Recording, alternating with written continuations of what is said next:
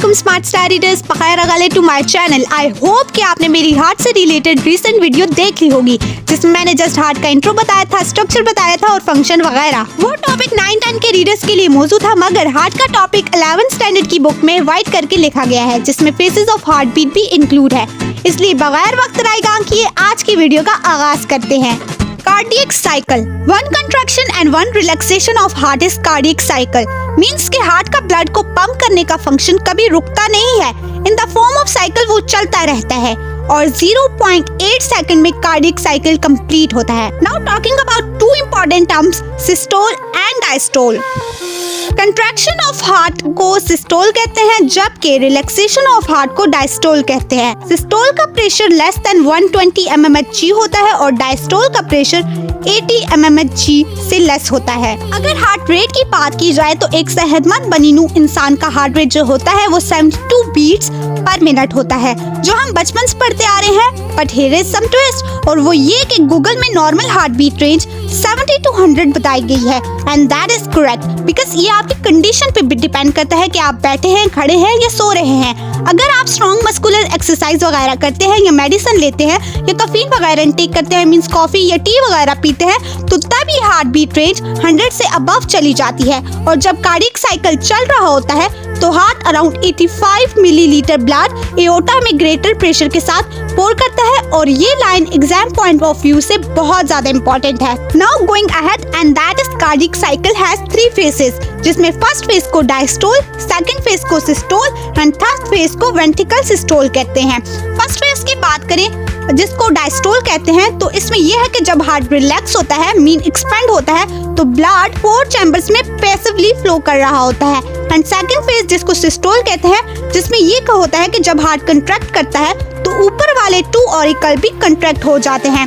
Contract होने के बाद ऑरिकल जो होता है वो ब्लड को वेंट्रिकल की तरफ पुश करते हैं और अगर इसके ड्यूरेशन की बात करें तो ये प्रोसेस 0.1 सेकंड में हो रहा होता है। Now last and third phase and that is ventricle systole जिसका टाइम 0.3 सेकंड होता है और इसमें राइट वेंट्रिकल डीऑक्सीजनेटेड ब्लड को पुश करता है toward pulmonary artery and left ventricle oxygenated blood को अयोर्टा की तरफ पुश करता है। अगर ब्लड की स्पीड की बात की जाए इन द ब्लड वेसल तो वो डिफरेंट वेसल्स में डिफरेंट होती है। लाइक ब्लड की स्पीड आर्टरीज में फास्टेस्ट होती है, आर्टरीज में स्लो होती है और कैपिलरीज में स्लोएस्ट होती है।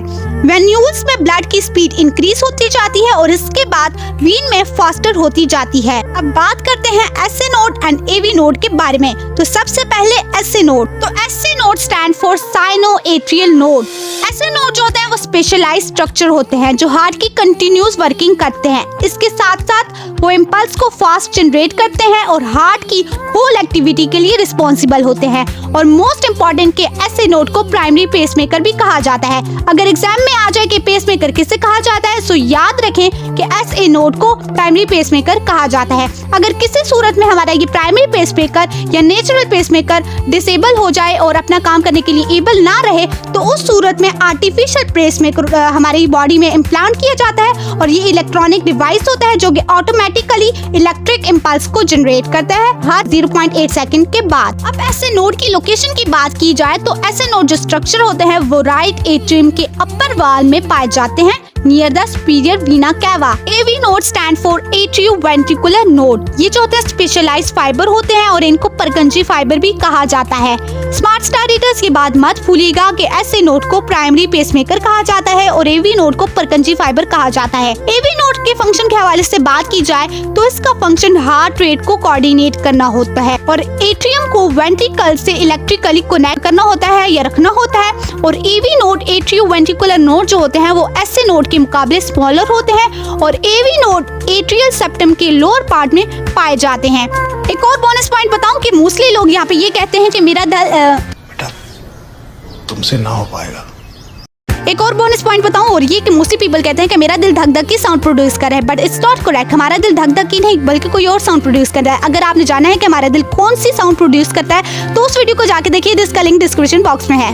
रीडर्स, जैसा कि हम जानते हैं कि हार्ट मायोजेनिक होता है, मींस हार्ट इम्पल्स जनरेट करने की सलाहियत बखूबी रखता है। जैसा कि हार्ट कंट्रैक्ट करता है तो कंट्रैक्शन के लिए उसके पास मायोकार्डियल मसल होते हैं, लेकिन मायोकार्डियल मसल को इम्पल्सेस चाहिए होती हैं, तो इम्पल्सेस हार्ट खुद ही जनरेट करता है, ना कि किसी और से, कि बॉडी के किसी और पार्ट से लेता है, बल्कि खुद ही जनरेट करता है, क्योंकि हार्ट मायोजेनिक होता है। अगर परकंजी फाइबर की डिटेल से बात की जाए तो परकंजी फाइबर को जैन एवेंजेलिस्टा परकंजी ने 1839 में डिस्कवर किया था। परकंजी फाइबर ट्री की ब्रांचेस की तरह हमारे हार्ट पर फैली हुई होती हैं और परकंजी फाइबर हार्ट की कंटिन्यूअस वर्किंग में अहम किरदार अदा करती हैं। इसके साथ साथ Purkinje fibre autonomic nervous system की एक्सटेंशन होती हैं। परकंजी फाइबर एंडोकार्डियम के नीचे वेंट्रिकल की अंदरूनी दीवारों में पाई जाती है। अगर क्वेश्चन आ जाए कि परकंजी फाइबर की लोकेशन बताएं तो परकंजी फाइबर एंडोकार्डियम के नीचे वेंट्रिकल की इनर वॉल्स में पाए जाते हैं। Purkinje fibre specialised myocardial fibre होते हैं जो कि इलेक्ट्रिकल सिग्नल नर्व इम्पल्स को कंडक्ट करते हैं हार्ट के मुख्तलिफ हिस्सों पर, ताकि हार्ट कोऑर्डिनेट वे से काम कर सके। And readers, that's all about phases of heartbeat. Smart Star readers, now let's learn about the topic blood vessels. So circulatory system 3 type of vessels पर मुश्तमिल होता है। सबसे पहले नंबर पर arteries, then veins and last में capillaries। चले readers discuss करते हैं आर्टरीज के बारे में। सो आर्टरीज वो वेसल्स होती हैं जो ब्लड को हार्ट से अवे लेकर जाती हैं। मैं फिर रिपीट करती हूँ, वो वेसल्स जो ऑक्सीजनेटेड ब्लड को हार्ट से बॉडी की तरफ लेकर आती हैं उसे आर्टरीज कहते हैं। रीडर्स, आर्टरीज जो होती हैं वो ऑक्सीजनेटेड ब्लड को ट्रांसपोर्ट करती हैं सिवाय पल्मोनरी आर्टरी के। मीन टू से पल्मोनरी आर्टरी वो वाहिद आर्टरी है जो डीऑक्सीजनेटेड ब्लड को हार्ट से लंग की तरफ लेकर जाती है। और ये बात जहन नशीन कर लें कि सिर्फ अबे जल्दी बोल, कल सुबह पनवेल निकलना है। पल्मोनरी आर्टरी ही डीऑक्सीजनेटेड ब्लड कैरी या ट्रांसपोर्ट करती है और ये एक्सेप्शनल केस है। इसके अलावा जितनी भी आर्टरीज हैं इन द बॉडी वो ऑक्सीजनेटेड ब्लड कैरी करती हैं। Now coming to our topic veins. So veins वो ब्लड वेसल्स होती हैं जो डीऑक्सीजनेटेड ब्लड को हार्ट की तरफ लेकर आती हैं, जबकि मैंने पीछे बताया था आर्टरीज ब्लड को, कौन से ब्लड को, ऑक्सीजनेटेड ब्लड को हार्ट से अवे लेकर जाती हैं, जबकि वेन्स डीऑक्सीजनेटेड ब्लड को हार्ट की तरफ लेकर आती हैं फॉर पंपिंग। और पल्मोनरी आर्टरी की तरह यहाँ पर भी एक्सेप्शनल केस है कि पल्मोनरी वीन वो वाहिद वीन है जो ऑक्सीजनेटेड ब्लड को ट्रांसपोर्ट करती है। और आर्टरीज की तरह जैसे आर्टरीज आर्टियोल्स में डिवाइड हुई होती हैं जो कि स्मॉलेस्ट आर्टरीज होती हैं, इसी तरह वीन्स भी वीनलेट्स एंड वेन्यूल्स में डिवाइड हुई होती हैं। आर्टरीज स्मॉलेस्ट आर्टरीज जो होती हैं उनका डायमीटर 3 माइक्रोमीटर से 10 माइक्रोमीटर तक होता है, जबकि वेन्यूल्स जो कि स्मॉलेस्ट वीन होती हैं उनका डायमीटर 8 से 100 माइक्रोमीटर तक होता है। और अयोर्टा को लार्जेस्ट आर्टरी कहा जाता है बॉडी की और इंफीरियर वीना कैवा को लार्जेस्ट वीन कहा जाता है बॉडी की। इसके बाद दूसरे नंबर पर सुपीरियर वीना कैवा होती है जिसको सेकंड लार्जेस्ट वीन कहा जाता है बॉडी की। Now let's talk about the anatomy of the arteries. और एनाटॉमी से मुराद इंटरनल स्ट्रक्चर है और जो हम आर्टरीज एंड वीन्स का देखेंगे। Normally there are 3 layer found in the walls of blood vessels. Number 1 tunica externa, number 2 tunica media, number 3 tunica interna. Readers, tunica से हम कवर मुराद लेते हैं, मींस परत वगैरह। सो मेक श्योर कि ट्यूनिका का वर्ड कवर के लिए यूज होता है और ऑब्वियसली ट्यूनिका एक्सटर्ना वर्ड से मुराद बैरूनी तय।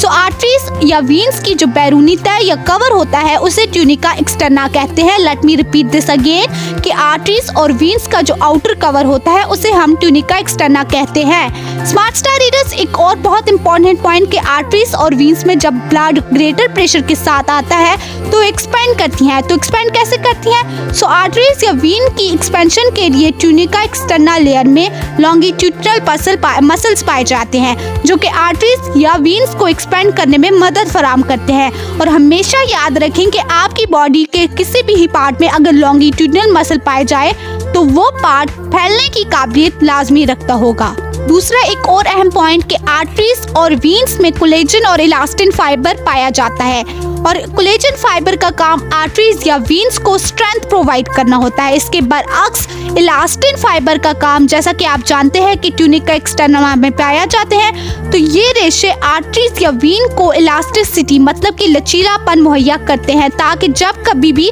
ब्लड ग्रेटर प्रेशर के साथ आर्टरीज या वीन्स पे आए तो वो वेसल ब्रस्ट ना हो बल्कि एक्सपेंड हो और लॉन्गिट्यूडनल लॉन्गिट्यूडनल मसल ज्यादा एक्सपेंड करने में मदद फराहम करते हैं और आर्टरीज में ज्यादा लॉन्गिट्यूडनल मसल होते हैं वीन्स के मुकाबले, सो आर्टरीज वीन्स के मुकाबले ज्यादा एक्सपेंड होती हैं। और ट्यूनिका एक्सटर्ना में एंडोथेलियल सेल्स पाए जाते हैं। Now coming toward most important second term, tunica media. Readers, tunica का मतलब कवर और मीडिया का मतलब मिड, मीन टू से आर्टरीज या वीन्स का मिड कवर और लेयर। वीन की mid layer means tunica media thinner होती है आर्टरीज के मुकाबले। बहरहाल ये नेचुरली थिक लेयर होती है, बट वीन्स में ये आर्टरीज के मुकाबले थोड़ी थिनर होती है। और ट्यूनिका मीडिया में सर्कुलेटेड नॉन स्ट्राइएटेड मसल पाए जाते हैं।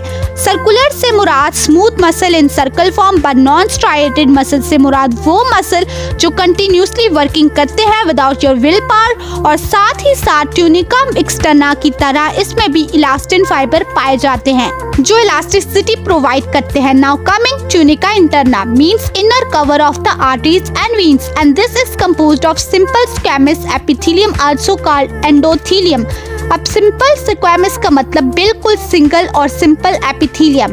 रीडर्स, अब आप सोचने लग जाएंगे कि एपिथेलियम क्या होता है। सो आपका जो भी डाउट या क्यूरियस हो उनको संभाल कर मत रखा करें, बल्कि मुझसे कमेंट में पूछा करें, क्योंकि आप जितनी ज्यादा क्वेश्चनिंग की आदत डालेंगे आप उतना ही उस टॉपिक या सब्जेक्ट में प्रो होते जाएंगे। सो मैं बात कर रही थी एपिथेलियम के बारे में कि एपिथेलियम टिश्यू की पतली सी तह होती है जो डिफरेंट ऑर्गन्स, ग्लैंड और बॉडी में पाए जाने वाले डिफरेंट स्ट्रक्चर को कवर करती है। और ये बात भी अपने नोटिस में लाएं कि ट्यूनिका इंटरना में थिन लेयर होती है किसकी, एरोलर कनेक्टिव टिश्यू की। Now last but not the least type of blood vessel and that is capillaries.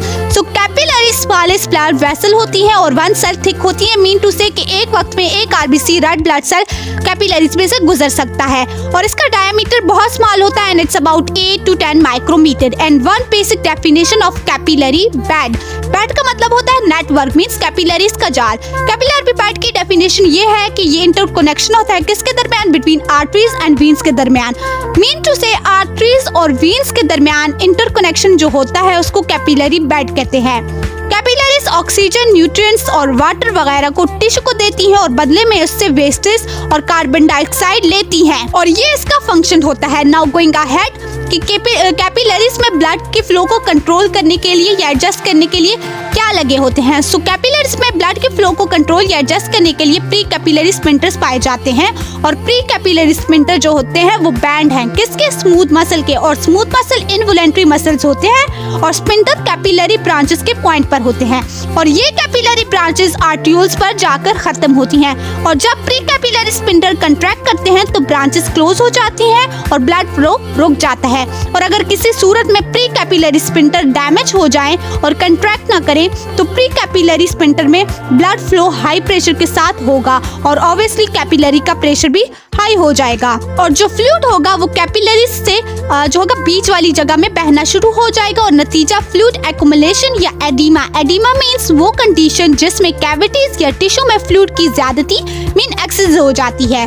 अल्हम्दुलिल्लाह स्मार्ट स्टार रीडर्स, यहाँ पे ब्लड वेसल और फेजेस ऑफ हार्टबीट का टॉपिक कंप्लीट होता है और आप सबसे गुजारिश है कि इस वीडियो को अपने फ्रेंड्स जूनियर्स के साथ लाजमी शेयर कीजिएगा। अगर आपने मेरे चैनल को अभी तक सब्सक्राइब नहीं किया तो जल्दी से जाएं मेरे चैनल को सब्सक्राइब करें और साथ में लगे बेल के आइकन को प्रेस करके ऑल पे सेट करें ताकि ऐसी ही एजुकेशनल वीडियोस आपको मुस्तकबिल में पर वक्त मौसूल होती रहें। और स्मार्ट स्टार रीडर्स, इन टॉपिक को ये कहकर मत स्किप कीजिएगा कि ये बहुत कॉम्प्लिकेटेड है, क्योंकि बकौल शायर वो खुद ही तय करते हैं मंजिल आसमानों की, परिंदों को नहीं दी जाती तालीम उड़ानों की, रखते हैं जो हौसला आसमां छूने का, उनको नहीं होती परवाह कभी गिर जाने की। एंड आई नो कि ये दो टॉपिक थोड़े बहुत कॉम्प्लिकेटेड हैं, but exam point of view से 100 नहीं तो 8% बहुत ज्यादा इंपॉर्टेंट है।